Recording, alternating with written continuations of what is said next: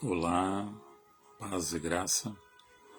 Hoje, sexta-feira, mais conhecida como a Sexta-feira da Paixão, Sexta-feira Santa, e dia 7 de abril de 2023. Vamos ler um texto.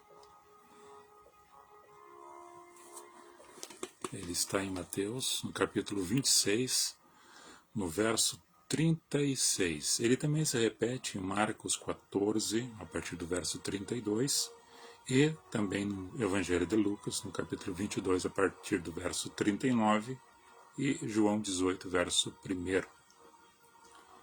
Então chegou Jesus com eles, os discípulos, a um lugar chamado Getsemane, que quer dizer prensa de azeite. E disse aos seus discípulos: assentai-vos aqui enquanto vou além orar. E levando consigo Pedro e os dois filhos de Zebedeu, que eram João e Tiago, começou a entristecer-se e a angustiar-se muito. Então lhe disse: a minha alma está cheia de tristeza até a morte. Ficai aqui e vigiai comigo. E indo um pouco adiante, prostrou-se sobre o seu rosto, orando e dizendo: meu Pai, se é possível, passe de mim este cálice, todavia, não seja como eu quero, mas como tu queres. E voltando-se para os seus discípulos, achou-os adormecidos e disse a Pedro: então nem uma hora pudeste vigiar comigo? Vigiai e orai para que não entreis em tentação. Na verdade, o espírito está pronto, mas a carne é fraca. Indo segunda vez, orou dizendo: meu Pai, se este cálice não pode passar de mim, sem eu o beber, faça-se a tua vontade. E voltando, achou-os outra vez adormecidos, porque os seus olhos estavam carregados. E deixando-os de novo, foi orar pela terceira vez, dizendo as mesmas palavras. Então chegou junto dos seus discípulos e disse-lhes: dorme agora e repousais. Eis que é chegada a hora, e o Filho do Homem será entregue nas mãos dos pecadores. Levantai-nos, partamos, eis que é chegado aquele que me trai.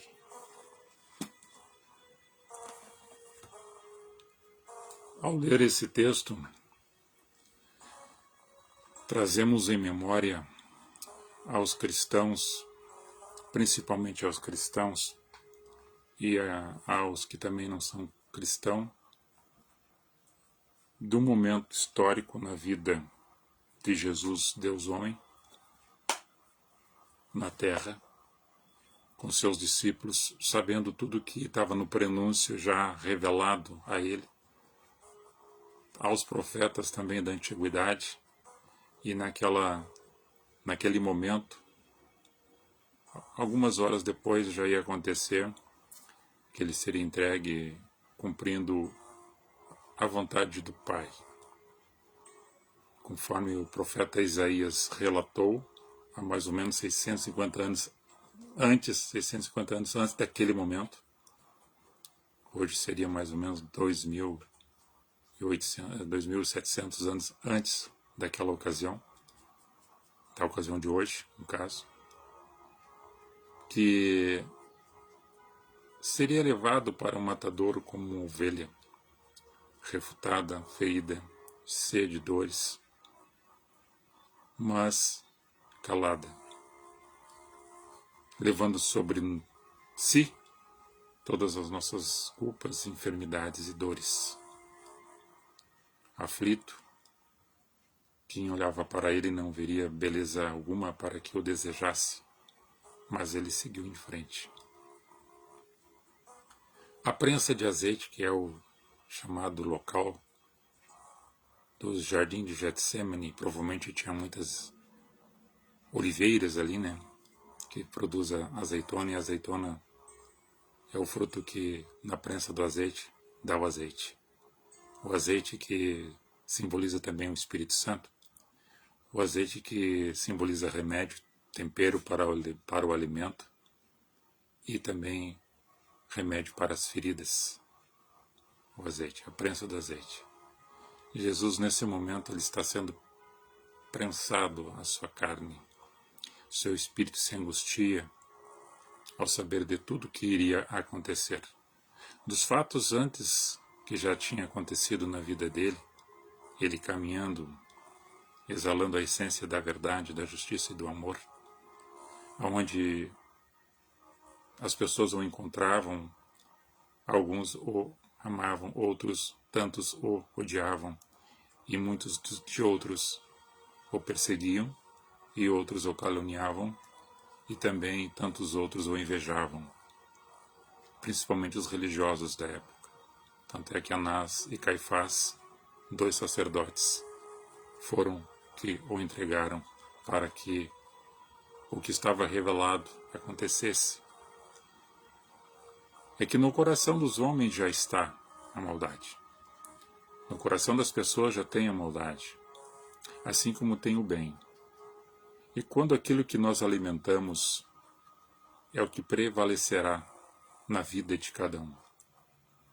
Jesus veio como referência divina à Terra para ensinar um caminho excelente a ser andado, olhando para ele para que nós, pessoas humanas, nos tornássemos mais humanas, mais sensíveis, e como um edifício espiritual, que fôssemos edificados nessa fé, bitolados por essa pedra de esquina, esquadrinhada por ela, no prumo, no nível e no esquadro, para que a nossa casa, nosso corpo espiritual, enchesse-se desse azeite, dessa santificação, desse espírito manso, cheio de amor e justiça e paz, e nós pudéssemos ser uma referência para as pessoas também, em casa, na rua, na sociedade, e entendendo que nós caminhamos do presente século e coisas aconteceram naquela época antes de Jesus também, depois de Jesus como homem na Terra, em outras épocas distantes da nossa existência, hoje na nossa geografia, na história das nossas vidas e nas futuras gerações. O Espírito de Deus transcende o tempo e o espaço, não existe uma idade cronológica para isto. Ele é imutável. Quem tem que se enquadrar na essência divina somos nós. Não existe regulamento, estatuto, concílios que possam modificar aquilo que já é.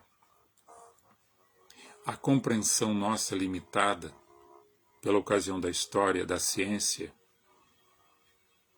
e daquilo que cada um busca no seu espaço-tempo, na casa, na família e na sociedade, aonde nós podemos lembrar de fatos que aconteceram com Jesus e que se repetem ao longo da história da humanidade, formado por pessoas que são os conquistadores, os conquistados, aqueles que se endeusam, aqueles que usurpam o poder, aqueles que manipulam as massas, aqueles que enganam as pessoas, aqueles que mentem, ladram, se corrompem, se fazem de bonzinhos para ludibriar outras pessoas, para mascarar a verdade, ser injustos.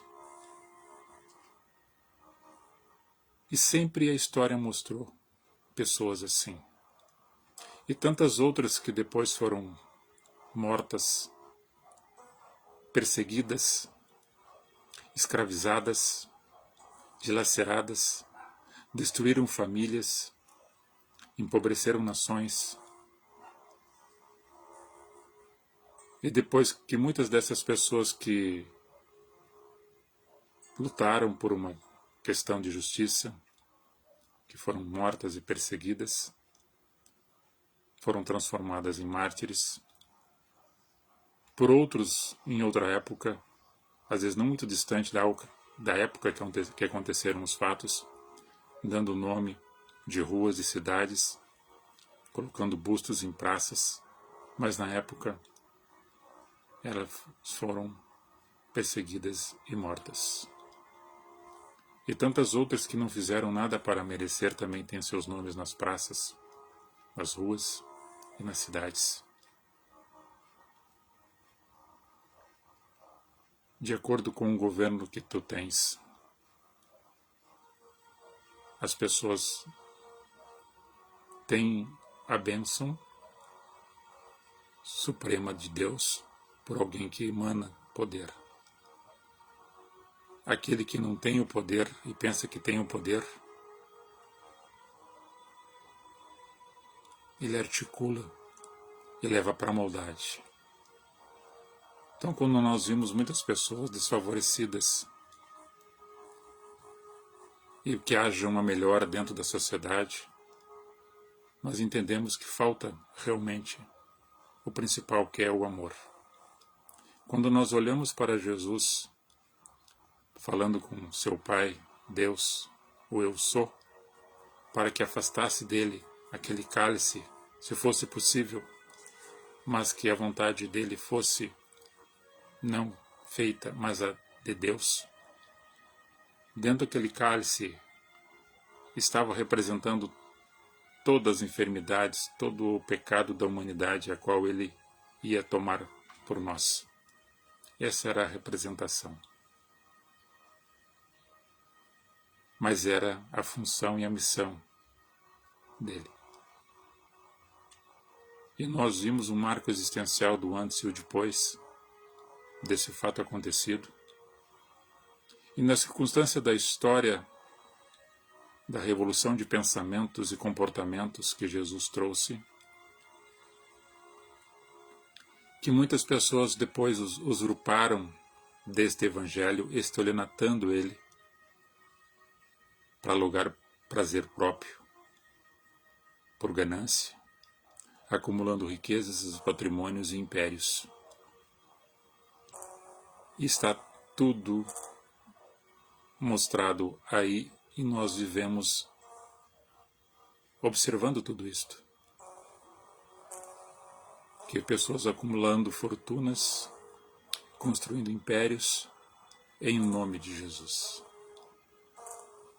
Nós temos relatos nos evangelhos, em Mateus 4, quando houve a primeira tentação de Jesus segundo o evangelho de Mateus, que ele afastou-se por 40 dias e 40 noites ao deserto para orar. E no momento, quando fechava esses dias, ele teve fome. No momento que ele estava, o físico dele fraco, mas o espírito forte. Sempre. O Deus homem. Segundo o evangelho veio o demônio, Satanás, o diabo, para tentar, dizendo que ele, sendo Deus, poderia transformar as pedras em pão e comer. E ele respondeu que nem de pão vive o homem, mas da palavra, nem só de pão que vive o homem, mas da palavra que sai da boca de Deus. E na boca de Deus é amor. Então, se você fala de Deus e confirma pelos frutos do Espírito, você também fala, porque você já se alimentou desse Espírito. Mas não obstante, ele levou ele para o pináculo da cidade santa, no alto do templo, e disse, usando até a palavra, dá ordem aos teus anjos que eles te segurarão e nenhum mal te sucederá, porque eles te obedecerão. Te joga aqui do alto do templo.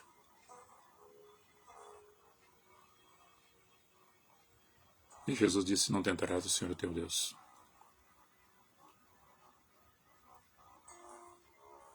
Também está escrito. Depois ele levou para um lugar alto e mostrou todas as glórias dos reinos e disse, te dou tudo isso, se prostrares e me adorares. E Jesus, só há um para adorar, Deus. Afasta-te de mim, demônio. E vieram os anjos e o serviram. Esse é um momento que muitos já passaram por isso, e nós já conversamos sobre valores e sobre preço.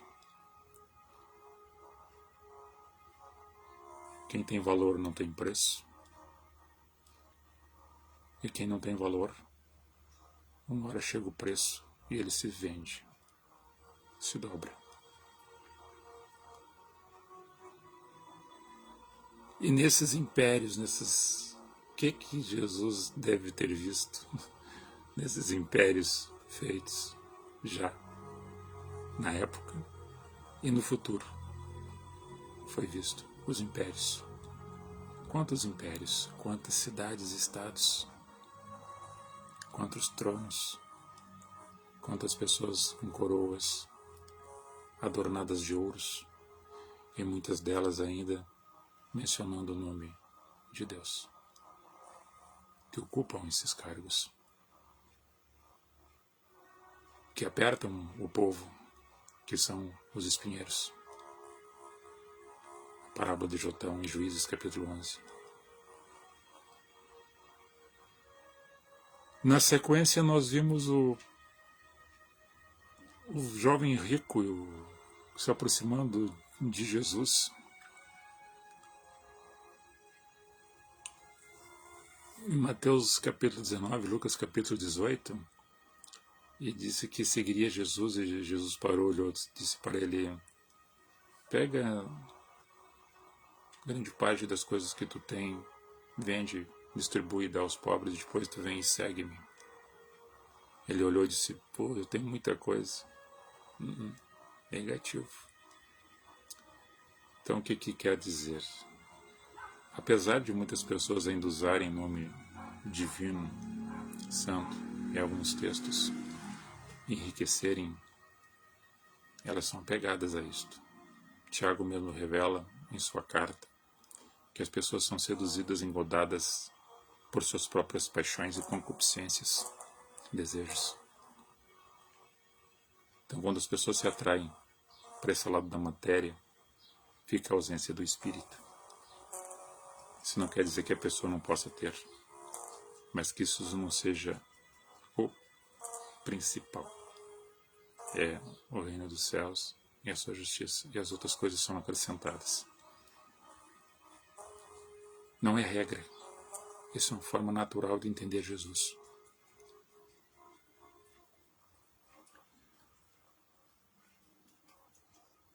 Tem também a parte destes religiosos que Jesus tem um encontro com eles e há uma discussão, e Jesus os chama: vocês são filhos do demônio, porque esse demônio é o pai da mentira e vocês nunca tiveram com vocês a verdade. Vocês são falsos, vocês são mentirosos, adoradores de demônio. E assim na vida de Jesus até chegar ao seu momento de entrega, de paixão.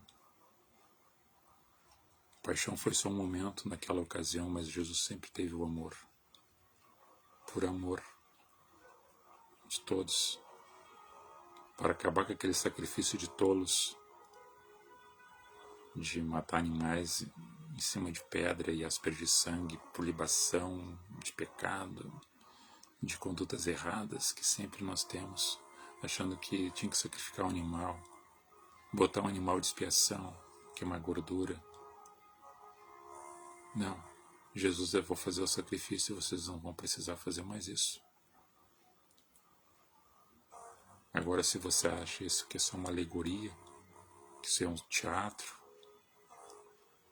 que somente foi uma encenação, que isso é a história da carochinha, que isso é ficção, que isso não existe, isso tu tens a liberdade plena de aceitar ou não aceitar, de crer ou não crer.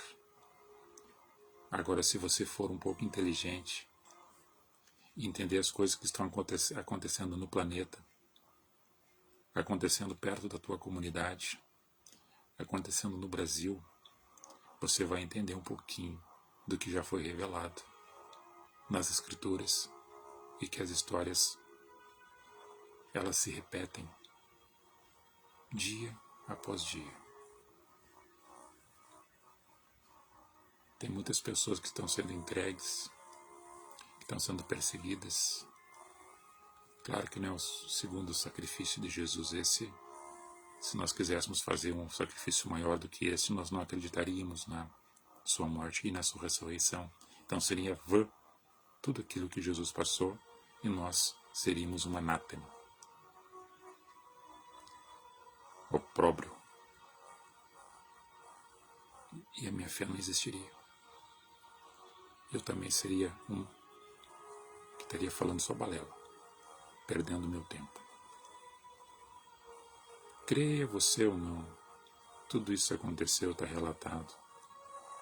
Alguns cientistas procurando depois vestígios, arqueólogos constataram fatos que já estavam comprovados nas Escrituras.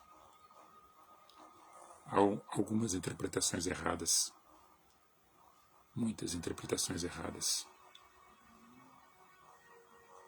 muita falta de buscar o conhecimento para trazer a mensagem verdadeira daquilo que realmente espiritualiza a pessoa e fortalece ela, manusear a conduta e não querer botar cabresto, não querer dominar as pessoas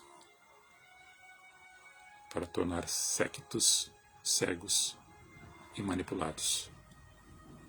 A palavra veio para libertar, não para amarrar, se prender em Cristo para ser liberto de tudo, do pecado e da opressão, embora que ainda nós sejamos pecadores e façamos erros e pecados quase que muitas vezes sem notar.